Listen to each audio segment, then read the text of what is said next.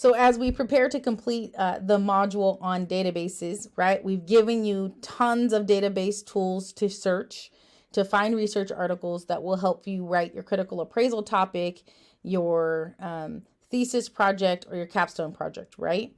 And so then we've shown you how to get these articles, and now it becomes, well, how do we store these articles? How do we save these articles, and how do we organize them? So today's online lecture is going to focus on either the software or the online version of a bibliographic manager called EndNote. And I want to preface this by saying there are tons of other bibliographic managers, but Point Loma happens to support EndNote. It provides EndNote free to all of our student users. And so we're going to focus on EndNote, but there certainly are other bibliographic managers that we just won't mention in this class. So what I love about EndNote specifically is that it will allow you to not only collect all of your citations, but it will also allow you to store those references, those PDF files that you've been saving from Google Scholar and EBSCOhost. It'll allow you to store those within the manager. And then most importantly, how many of you have read research articles where you look at the bottom and they have 60 citations or 60 references, right? Well, the way that they organized that list was in a bibliographic manager. So you know how you turn in a research paper and at the end you've usually hand typed all of your references. What I'm saying to you guys is you guys are no longer going to have to do that. So I hope you are excited about this particular online lecture because it will save you a lot of work in the long run. So before we get into actually how to use the software itself, it becomes important that you understand what the software is about and why the software is helpful to evidence-based practitioners. And so I'm going to talk about both the benefits and maybe even the pitfalls of using a bibliographic manager. So first and foremost, when we think about a bibliographic manager, all of them are going to allow you to store and sort your references. It'll also allow you to store images, like if, for example, you're putting images into your critical appraisal topic or your capstone or your thesis, and you've gotten them from, like, let's say Google Images, it will allow you to upload those images and reference those images as well. But I think what's really key about EndNote in particular is that it's going to allow you to store PDFs. Now, just think about the format of every research article that you found thus far. Most often, they're going to be in the PDF format, right? So this becomes important when you're doing your online research and you yield a few full text articles and you want to actually store those PDFs in one space, right? Instead of multiple spaces, think about EndNote as being that storage space for all of the research articles that you find. So the cool thing is EndNote will allow you not only to import the citation or to put the actual reference into the system, but it also allows you to save that PDF file. So to me, it's almost like a one-stop shop in that you can go into the citation and read the citation or the reference, but then within that citation is the PDF, right? Or the research article that you found. And to me, that's very convenient as a researcher, right? I want one place that all of my research lives. And EndNote is one option to store all of the research articles that you have found across this class or across the actual curriculum for the program that you're in and as you leave us, right? I think one of the most beneficial aspects to EndNote is this idea that it allows you to create these in-text citations within Word. So what am I saying? This bibliographic manager communicates with Word, right? And all of us are going to either be writing our papers in Microsoft Word or Google Docs, but then we'll have to transfer that Google Doc back into Microsoft Word. So what I'm saying to you is EndNote's going to communicate with Microsoft Word.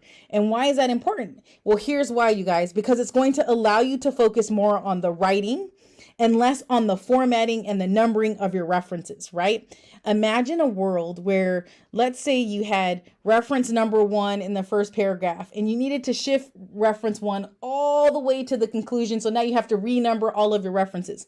Well, if you're using a bibliographic manager, it is smart technology. So it's automatically going to adjust all of the numbers of your references according to where you position them, right? So to me, this saves us time, right? And imagine as you're writing within your document, you would basically be inserting your citations. You would be using this bibliographic manager to insert your citations. And so EndNote keeps track of that, right? And so these are the reasons, some of the reasons that I really, really love EndNote. One of the other things that we know about EndNote, and one of the things that makes people want to buy the software very often, is that in addition to creating a formatted bibliography, right, and or reference list, I think some of the other benefits that we'll see with EndNote in particular is that it allows you to directly import references or citations from bibliographic databases on the internet. So what does that mean exactly? So the ones that we talked about in the discussion board, the ones that we've been going throughout this entire module, EBSCOhost, ProQuest, Google Scholar, PubMed, right?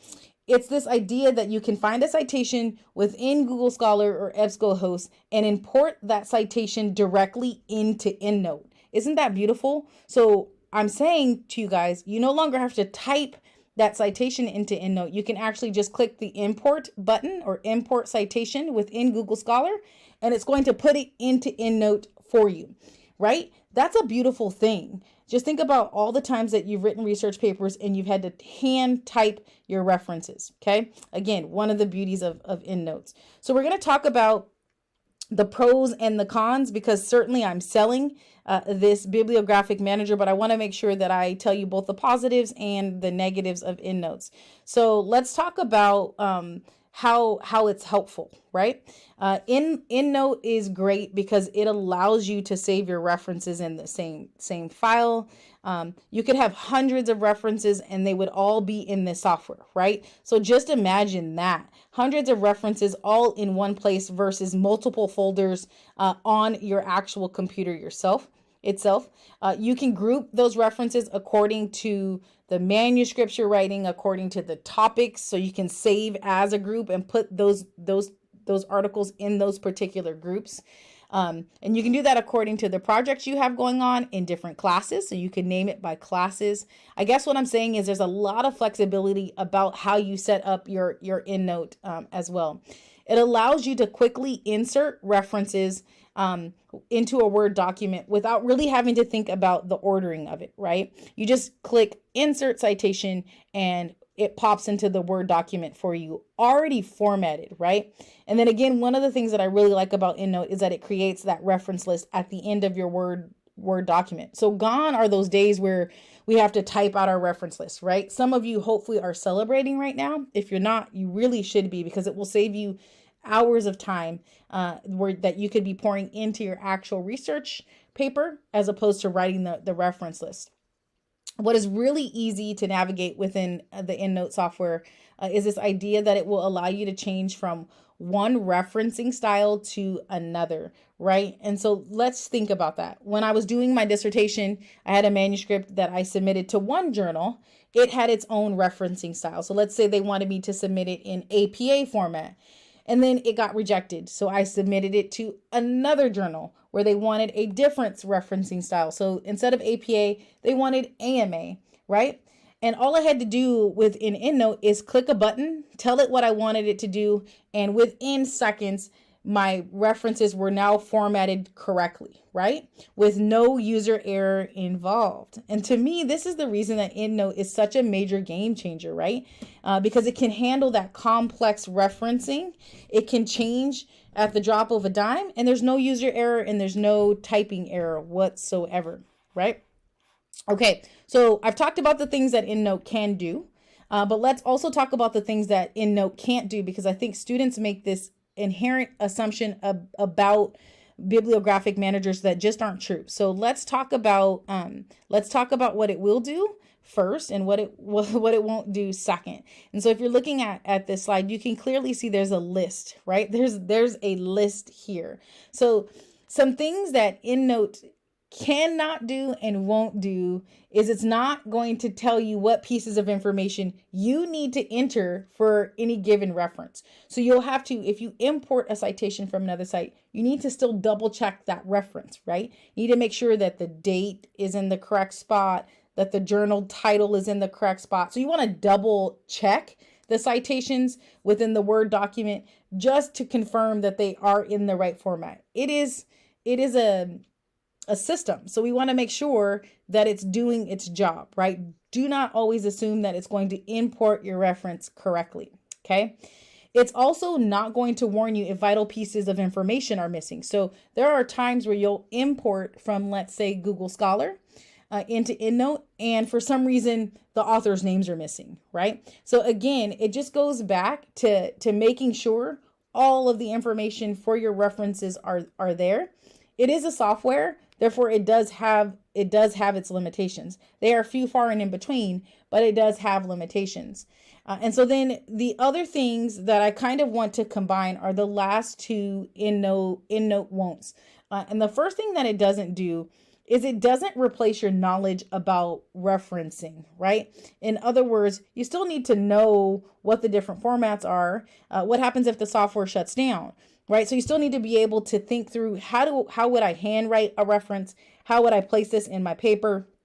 Right. And then last, but definitely not least, it is a bibliographic manager. It does not write your paper for you. And I've had students ask that all the time.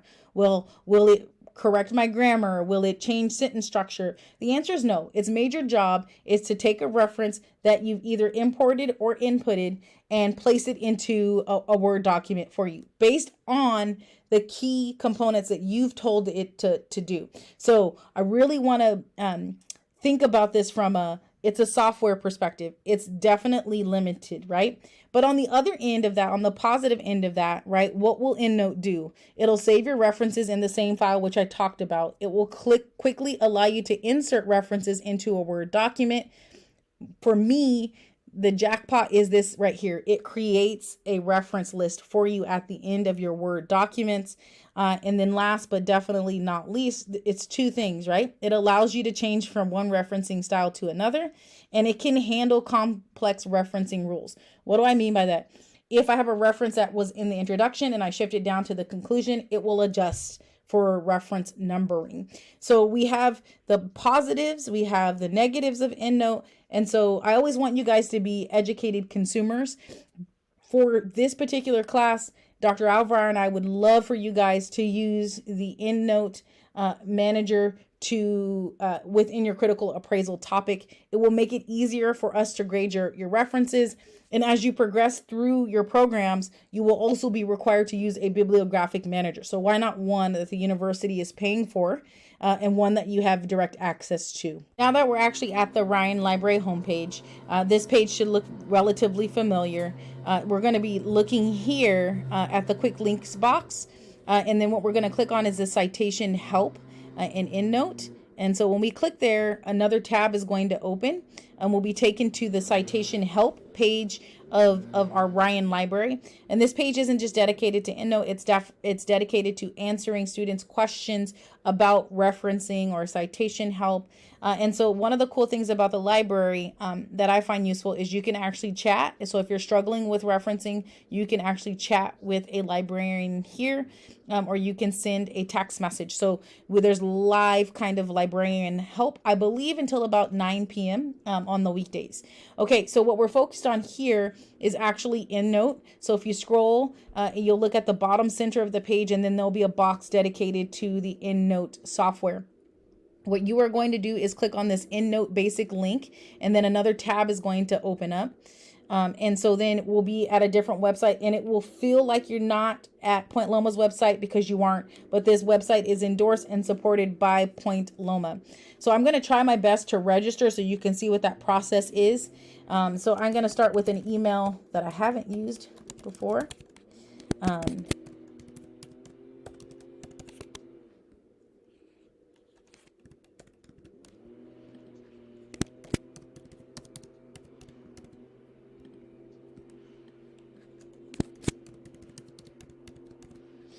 Okay.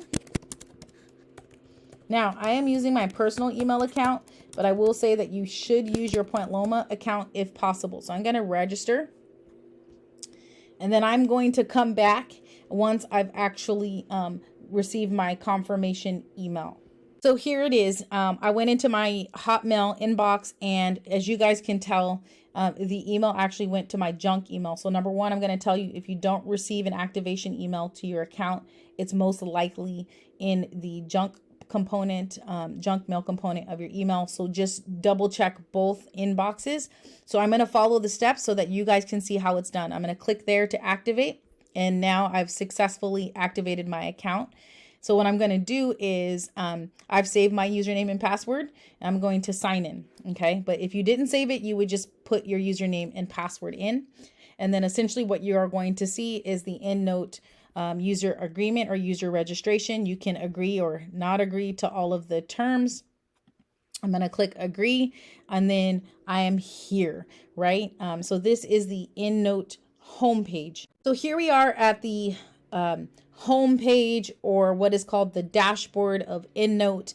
And I want to quickly walk you through each of the different tabs that are here so you have a really good understanding of each tab and what it means to you. The My References tab is always the default tab. It's the tab that you're going to see open when you come into EndNote. And here what you're going to see is something that is key to me and very crucial, which is this box right here. You have the quick search tab, but underneath there you have your references. And so as you guys can see, I don't have any references stored yet. I'm going to show you how to do that. But this is quick access to all of the citation or references that you will have saved within your EndNote library. So the next tab to the right of that is the Collect tab. The Collect tab is probably where you're going to spend a lot of your time. It is the tab that is used to actually find your references or your citations. And we're most often going to do that in an online search, which is already selected. So this online search allows you to search a free database for citations that you want to use in your Word document as you're writing that critical appraisal topic or your capstone or your thesis project, right?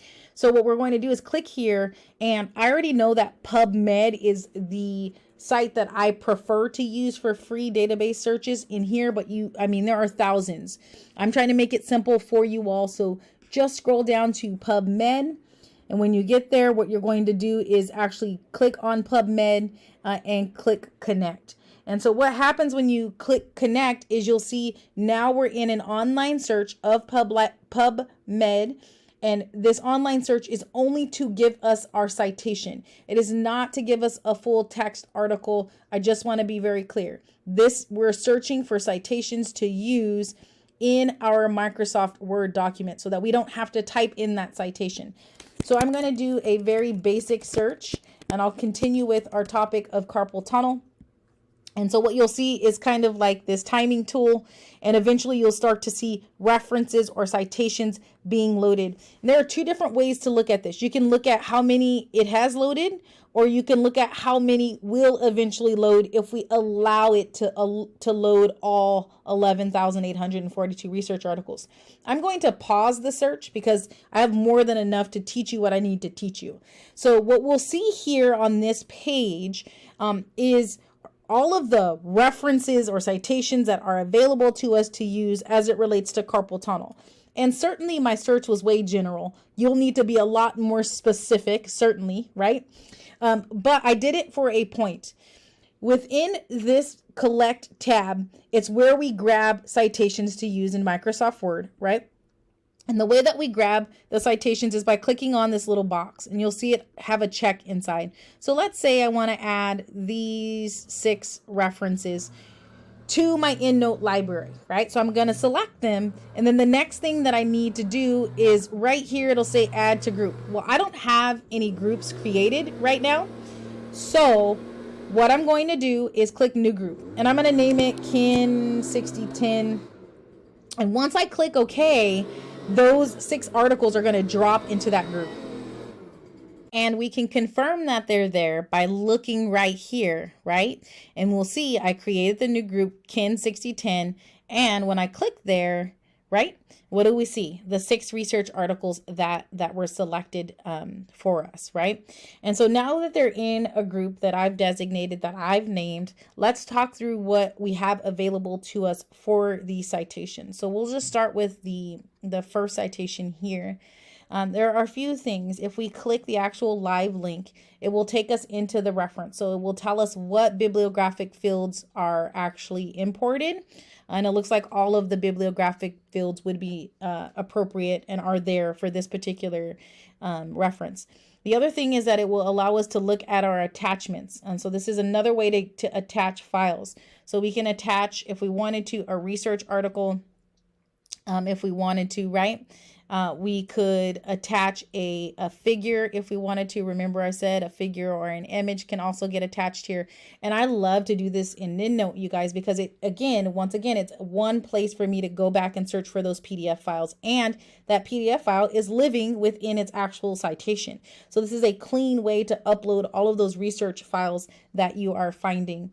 And one of the things that I really like about clicking the link is that you get to see the abstract of the research article. And so for me, it allows me to really quickly just read through and see if it's something that I want to use, if it's something that I don't want to use. It's a quick 10-second read.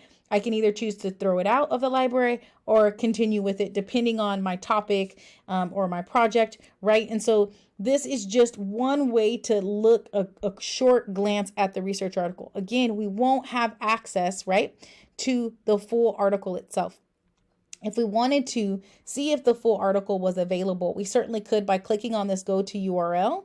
And so what it's going to do is take us to PubMed, and in PubMed we can say, okay, here's the abstract, which I already saw. And then if I wanted to link out to that full text research article, I certainly could by clicking there, but I'm not going to for the purpose of this particular online lecture. So within our actual library, right, our Kin 610 library where those 6 research articles live, we can see the following. We can see the title of the research article. We can add a PDF file if we wanted to. We can add an image if we want to. Does that make sense? And then last but not least, we can figure out what group is this research article in. Well, right now we only have one group, and that's Kin 6010, right? So this is how we collect citations that we're going to use in our Word documents, okay? We're going to do that through an online search. Now, one of the things that I like about EndNote, and I kind of mentioned it just briefly with Google Scholar, is this idea that you can actually import references from Google Scholar from other databases, right? So I'm going to show you how to do that. And so the way to do that first is to go to Google Scholar. And one thing that you're going to have to do after you've done a search, so I've done a carpal tunnel search. One thing you're going to have to do is click on those 3 lines, and you're going to have to go down to settings. And you have to adjust your settings just a tad bit. The first setting that we need to adjust is in this bibliography manager setting. So you see how it says don't show any citation import links. Well, if we have that checked, we won't have the ability to download a citation. So we need to click or select show links to import citations into, right? And since we know that we want it to be EndNote, that's what we're working with, we're going to click save. Once you click save, you'll be taken to the search page where you've already conducted your search. But the major difference is going to be in what you see on the screen. So if you look here, you now see this import to EndNote link. So what we're going to do is, if this is the reference that we actually want to import into EndNote, we're going to click it, right? And you will see that we have a file called scholar.enw, right?